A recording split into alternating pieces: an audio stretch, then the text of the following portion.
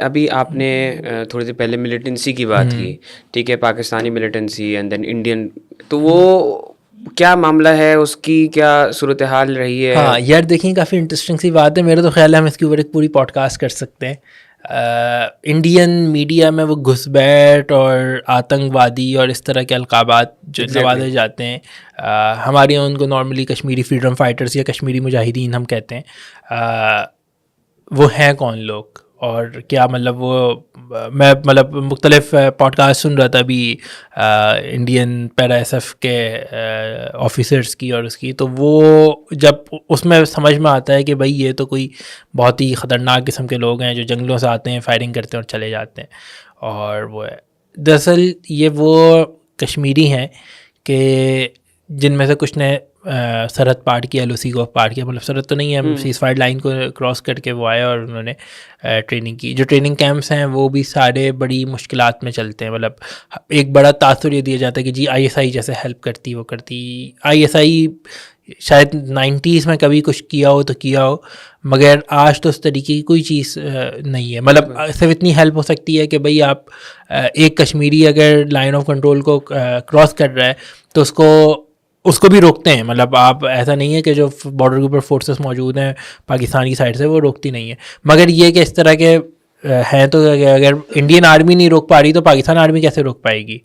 یہ سوال تو بالکل بنتا ہے نا کہ انڈین آرمی تو مطلب بار وائڈس لگائی ہوئی ہیں، 2-3 فینسز ہیں، اس کے بعد بھی اگر کہیں سے جو ہے وہ لوگ کراس کرتے ہیں ایل او سی کو، ادھر سے بھی کرتے ہیں اور ادھر سے بھی کرتے ہیں، تو وہ اسی وجہ سے ہوتا ہے کہ جی پوری جگہ کو آپ گارڈ نہیں کر سکتے.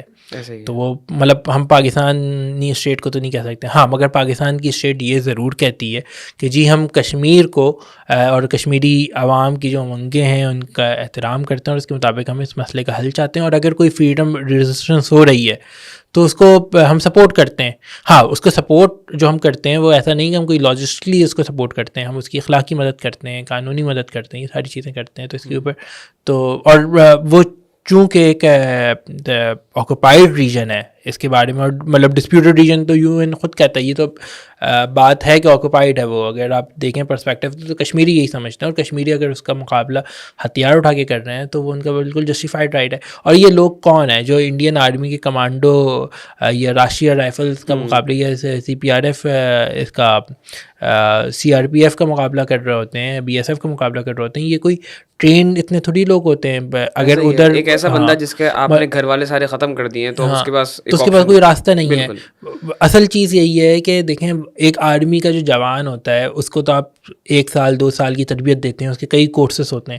یہاں پہ تو جو ہے وہ مطلب جو ان کے ٹریننگ کے ماڈیولز ہوتے ہیں وہ تو 2 مہینے کے بھی نہیں ہوتے، اور صرف اس میں بیسک رائفل کی وہ ہوتی ہے. ہاں یہ ضرور ہے کہ ظاہر سی بات ہے کہ گوریلا وارفیئر آپ کو اتنا سکھا دیتا ہے کہ وہ آپ کو سامنے والا فرد کمانڈو لگتا ہے اور وہ پیرا ایس ایف کے کمانڈو سے لڑ جاتا ہے، اور ایک بڑی خبر بن جاتی ہے کہ جی وہ فلاں میجر صاحب کو مار دی یا وہ کر دیا. مگر کوئی بہت زیادہ ٹرینڈ یا اس طریقے کے تو لوگ نہیں ہوتے. ظاہری بات ہے ایک پروفیشنل آرمی وہ صرف اپنی ایگزسٹنس کی وار لڑ رہے ہیں. ہاں تو وہ اپنی سروائیول کی اس وقت جنگ لڑ رہے ہیں جو کشمیری ہیں. اور یہ ایک ڈائلیما ہے. مطلب آپ دیکھیں کہ کشمیر میں ملیٹنسی شروع کب سے ہوئی، سوائے 1-2 جے کے ایل ایف کے 1-2 واقعات کے علاوہ کشمیر میں واقعات اس وقت شروع ہوئی جب 1987 کے الیکشنز کو اس قدر بری طریقے سے رک کیا گیا کہ وہاں پہ جو سب سے مشہور کیس ہے وہ یہ ہے کہ سری نگر کے پاس کی ایک جگہ میں بھی ایگزیکٹلی اس کا نام بھول رہا ہوں، اور وہاں پہ ایک نام تھے سید یوسف علی شاہ صاحب، وہ جیت رہے تھے الیکشنز میں. وہ جو ہے جو کشمیر کی جماعت اسلامی ہے اس کے ایک رہنما تھے. اچھا. اور وہ کافی حد تک چیزیں کر چکے تھے.